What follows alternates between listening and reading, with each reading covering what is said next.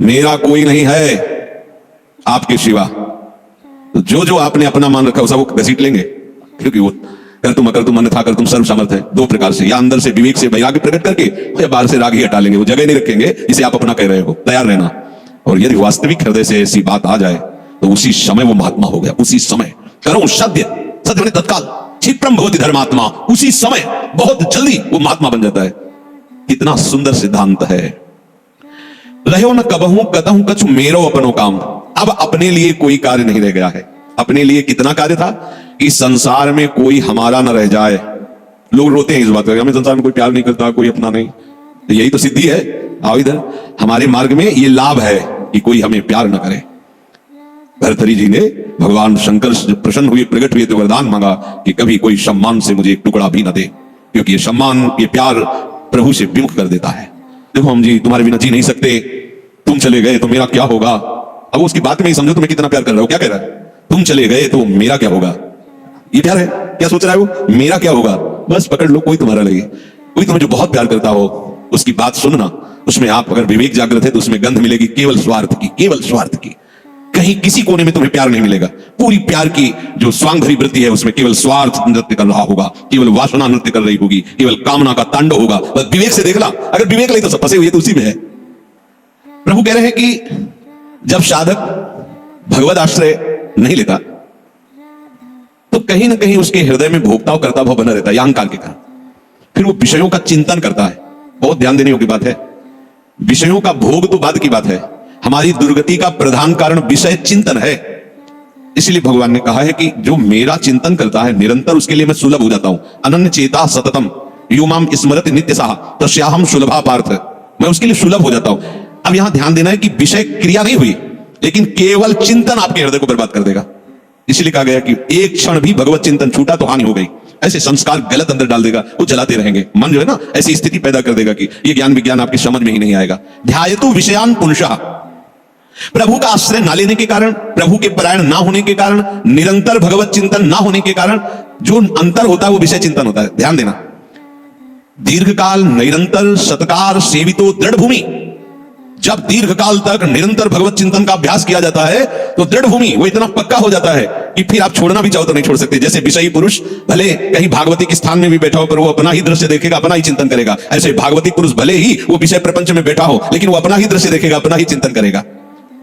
तो जो भगवत परायण नहीं होते, प्रभु का निरंतर चिंतन नहीं करते, उनका विषय चिंतन ही होता है।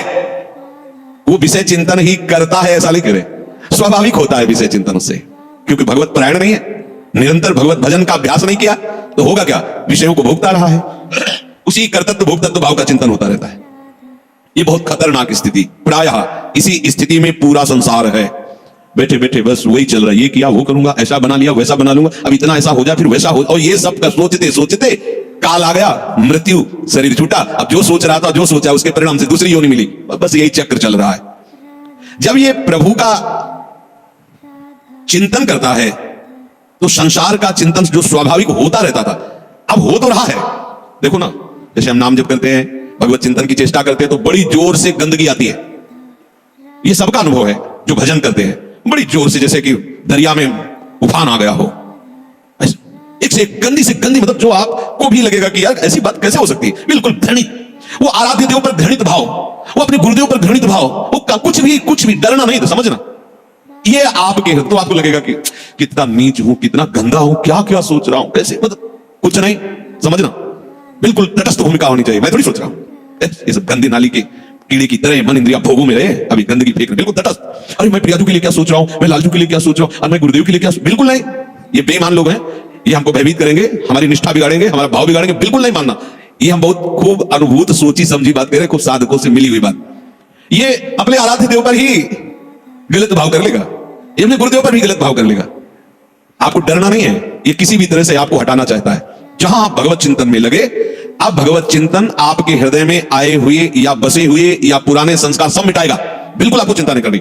चलने दो, नाम कीर्तन, नाम जप, मंत्र जप, वाणी चिंतन, चलने दो सेवा। ये जितनी गंदगी, चुप रहो, देखते रहो। उगने की जरूरत नहीं, खिन्न नहीं होना, ना हर्षित होना है। दोनों बात समझ, खिन्न हो गए तो वो टिक जाएगा।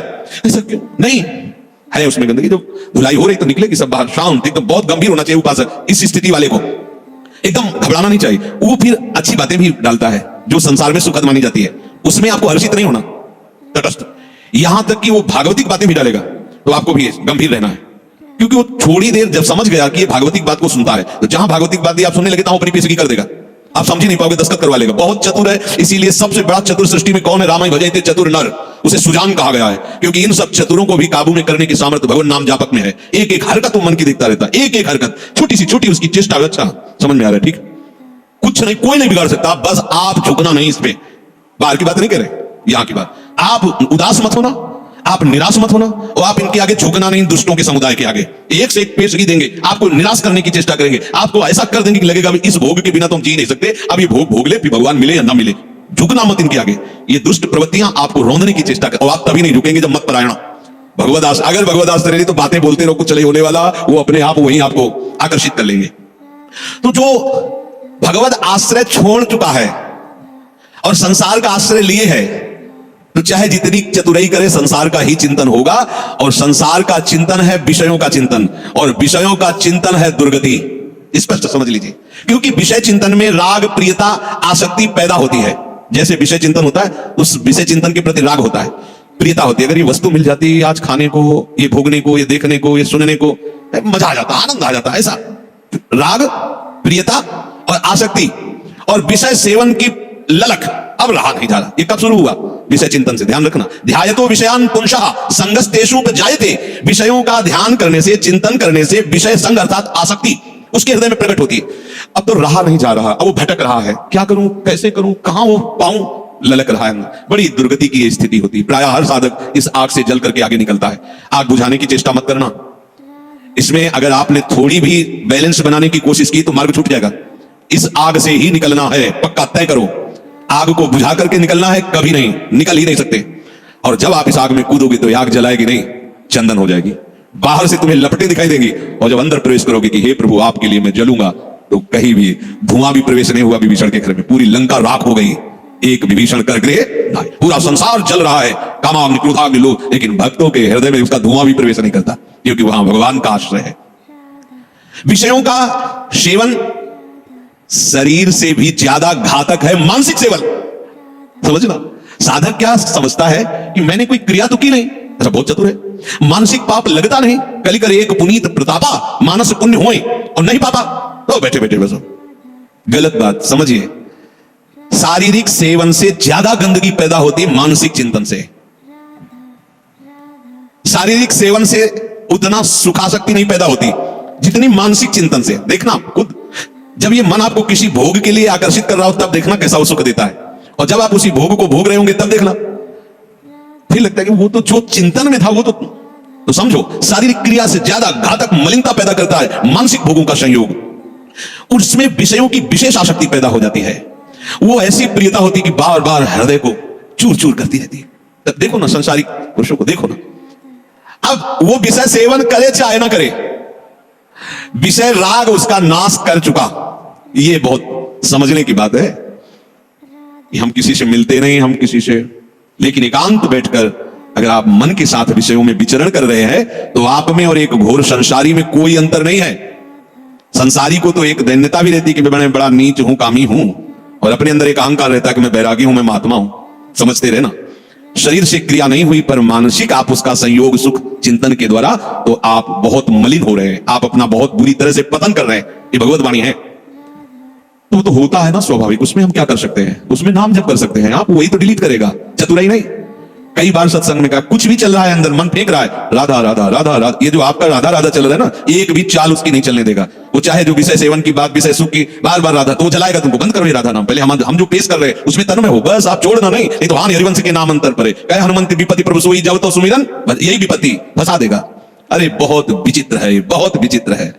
लड़खड़ा कर कदम वहीं खड़े हो जाएंगे जहां चिंतन चल रहा है। बहुत घृणित मन की चिंतन वाली वृत्ति आपको क्रिया में उतार देगी, आप रुक नहीं पाएंगे। संगात संजायते कामः, जब आप विषयों का ध्यान दीजिए, ध्यायतो विषयान पुंसः, ये होगा सबके होता है। जब लोग बात, अरे हम तो समझते नहीं थे ये कामी है, आश्चर्य की बात है, कोई आश्चर्य की बात है? हाँ ये आश्चर्य की बात, ये ब्रह्मचारी है, ये आश्चर्य की बात है। ऐसे सृष्टि में और ये ब्रह्मचर्य, अब प्रणाम की बात है, कामी हो कोई आश्चर्य की बात नहीं, कोई भी हो, यहां से लेकर ऊपर तक ब्रह्मलोक तक कोई भी हो, कहीं भी, इसी का तो शासन है, इसी का तो राज्य है, और सब इसी संकल्प काम से ही पैदा हुए। कोई अगर ये कहे कि सब व्यर्थ की बात है, अगर कोई बचा है तो लाडली लाल के चरणों की टसक में जो बैठा हुआ उनके चिंतन में है, अब कहीं गुंजाइश ही नहीं कोई। अगर वो भी थोड़ी देर के लिए भी विषय चिंतन करेगा तो थोड़ी देर के लिए रौंदा जाएगा, ध्यान रखना। इसीलिए है दीर्घकाल निरंतर सत्कार सेवितो, दीर्घकाल तक आदर पूर्वक निरंतर भजन प्रयाण रहो, जगह ही नहीं रहेगी, सब डिलीट, सब खत्म हो गया। आप देखना नाच पड़ोगे, जैसे जैसे आपकी निष्कामता बढ़ती जाएगी वैसे वैसे मतवालापन, ऐसा जैसे कोई मदिरा पिए हो और झूमता हुआ चल रहा है, उसको कुछ नजर नहीं आ रहा है, ऐसे ही नाम की मादकता जब चढ़ती है मस्त हो जाओगे। ये बड़े बड़े महात्माओं ने पिया है, इस नाम का रसाशोपान किया है, रूप रसाशोपान किया है, जैसी धरिवंश निकट दासी जन लोचन चसक रसासो गटकत। जब आपका विषय चिंतन चल रहा है, यदि नाम नहीं चल रहा तो खतरे में अपने को डाल रहे हो, और नाम चल रहा है तो तुम्हें परेशान होने की जरूरत नहीं, कुछ नहीं कर पाएगा, कुछ नहीं। ये बहुत बड़ा पहरेदार है, आपको गिरने नहीं देगा, उनकी एक भी संस्कार वृत्ति आपके हृदय में बनने नहीं देगा। अपने पास बहुत बड़ा पावर है नाम, इसीलिए तो जो इस राशि को समझ जाते हो बलिहारी होते हैं संतों की, गुरुदेव की, कि आपकी कृपा से वो चीज मिली, पायो जी पायो मैंने राम रतन धन पायो। ये नाम ऐसा महामहिम, भगवान को अधीन कर ले, मन की क्या बात है, मन अधीन हो ये क्या बात है, भगवान को अधीन, सुमिर पवन सुत पावन नामू अपने बस करी राखे रामू। जब भगवान को अधीन कर लेता है तो मन की तो बात जाने दो, इंद्रियों की बात जाने। पर आप क्या करते हैं, जब विषय चिंतन कर रहे होते हैं तब आप नाम को छोड़ देते हैं, बस ये गलत बात हो गई। अब आप नहीं समझ सकते, और नाम चल रहा है तो याद रखो बिल्कुल कुछ नहीं बिगाड़ सकता है, कुछ भी चिंतन करता रहे, तुम परेशान मत होना, ये अपने आप आपके सामने शरणागत हो जाएगा, मन शरणागत हो जाएगा, अपने आप हो जाएगा, आप जैसा चाहोगे वैसे ही चलेगा। बस नाम ना छोड़ना, नाम छोड़ दिया फिर ये बातों से बस में होने वाला नहीं है, बहुत ही ये दुर्जय शत्रु है, मन दुर्जय शत्रु है। नाम की कृपा से जब ये मित्र बन जाता है तो इससे बड़ा सुख देने वाला भी कोई नहीं होता, ये भी बात समझ लेना। और जब नाम नहीं चलता है, विषयों का चिंतन करता है, तो इससे बड़ा दुख देने वाला कोई दुश्मन नहीं है। संगास्तेषु उपजायते, ये मन चिंतन करके विषयों में राग पैदा कर देता है, कैसे वो भोग मिले, अब तो जीवन बेकार लगता है बिना उसके भोगे अब तो। और सही बात, न उसे रात में नींद आती है, न दिन में उसे किसी से मिलना अच्छा लगता है, जैसे प्रेमी की स्थिति होती है ना, ऐसे कामी की भी हो जाती है। बस उसको वही बात, कब मिले, कब देखूं, कब भोगूं, बस अंदर जिस विषय में तन्मय हुआ वो इसी विषय के लिए। अब जब वो प्रबल कामना हो जाती है तो कामात क्रोध हो भी जाते, यदि कामना की पूर्ति हो गई तो भयंकर दोष पैदा हो गया, लोभ, और भोगूं और मिलूं, कभी एक क्षण के लिए ये भोग हमसे दूर ना हटे। और कहीं प्रतिकूलता पैदा हो गई तो भयंकर दोष पैदा हो गया, क्रोध। दोनों में हानि है, कामना से कभी किसी का कोई मंगल नहीं हुआ है। अगर काम की पूर्ति होती है तो भयंकर लोभ पैदा हो जाएगा। कैसा लोभ पैदा हो जाएगा, ये ऐसे ऐसे, इतना नहीं, ये शरीर नहीं, वो शरीर, ये वस्तु नहीं, वो वस्तु, बढ़ता चला जाएगा, घोर व्यभिचारी हो जाएगा। और अगर प्रतिकूलता हुई तो क्रोध पैदा हो जाएगा, ऐसा क्रोध पैदा हो जाएगा कि जिसको कहता है कि मैं तुम्हें बहुत प्यार करूं, उसी को मार देगा, वो हिंसा कर देगा। ये बिल्कुल समझने की बात है। अगर उसकी कामना भरपूर हो चुकी है, संकल्प बन चुका है, और उसकी पूर्ति में बाधा होगी तो भयंकर क्रोध, और क्रोध जहां प्रकट हुआ, कामा क्रोध होती जाए, क्रोधात भवति सम्मोह, अब जहां क्रोध प्रकट हुआ अब उसमें मूढ़ता छा गई, ये करना चाहिए, नहीं करना चाहिए, खत्म हो चुका। अब उसमें और पशु में कोई अंतर नहीं है, उसमें और राक्षस में कोई अंतर नहीं। कोई आशा न करे कि जो क्रोध से सम्मूढ़ता को प्राप्त हो चुका है उससे कोई विनय काम करेगी, अब वो राक्षस हो चुका है, उसके सारी प्रवृत्तियों में क्रोध के द्वारा प्रकट की हुई मूढ़ता छा चुकी है, अब कुछ भी विवेक काम नहीं कर रहा। प्रभु कह रहे क्रोधात भवति सम्मोहा, ऐसी मूढ़ता छा जाती है जो विचार की गुंजाइश नहीं रह जाती। वो रो रहा है सामने, या कोई, अब देखो रसेंद्री की ऐसी प्रबलता हुई, पशु पक्षियों को मार के खा रहा है जीव, कैसी कैसी। देखो मतलब हमें कोई जरा सा कष्ट दे तो हमें पीड़ा होती है। आप देखो एक छोटी चींटी जा रही हो, आप एक तिनके से ऐसे छूने की चेष्टा, वो भागने की चेष्टा करेगी, अर्थात वो बचना चाहती है। ऐसे हर जीव है, कैसी मूढ़ता छा गई, जीवों की हत्या करके उनके शरीर को खाते हैं। मनुष्य बढ़िया कपड़ा पहन करके, बढ़िया सुंदर भोग सामग्रियां हैं, खाइए पिए, को भजन कीजिए, नाम कीर्तन कीजिए, भगवत आश्रित, किसी को कष्ट देने के लिए, अपनी रसेंद्री के लिए। ऐसे ही प्रत्येक इंद्री के लिए जो कामना युक्त हो जाता है वो आसुरी भाव है, राक्षस है। वो देखने में केवल लगता है मनुष्य नहीं, उसकी प्रवृत्ति अंदर से राक्षस है। राधा राधा राधा